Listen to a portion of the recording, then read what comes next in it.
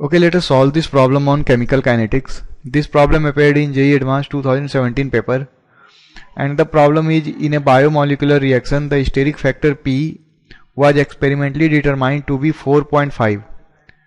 Then in the problem it is asked to figure out the correct statements or correct options from the following 4 options. First one is, experimentally determined value of frequency factor is higher than that predicted by Arrhenius equation. Second one is, the value of frequency factor predicted by Arrhenius equation is higher than that determined experimentally. Third one is, the activation energy of the reaction is unaffected by the value of steric factor. And the last one is, the value of P is 4.5, so the reaction will not proceed unless an effective catalyst is used. So let us solve this problem and figure out the answer to this problem.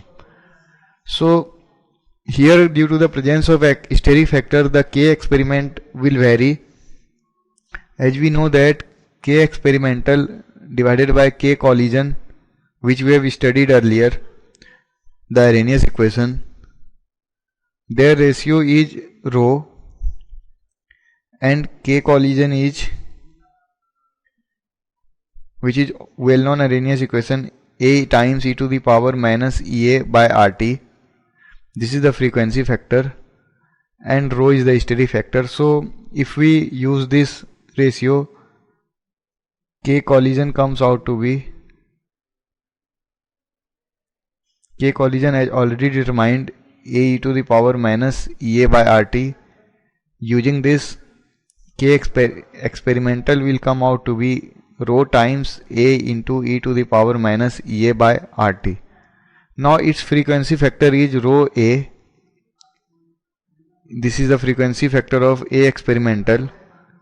So in the first alternative it is given that experimentally determined value of frequency factor is higher than that predicted by Arrhenius equation.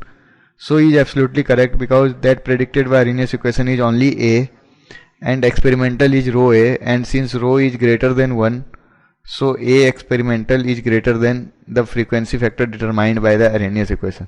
So A is perfectly correct.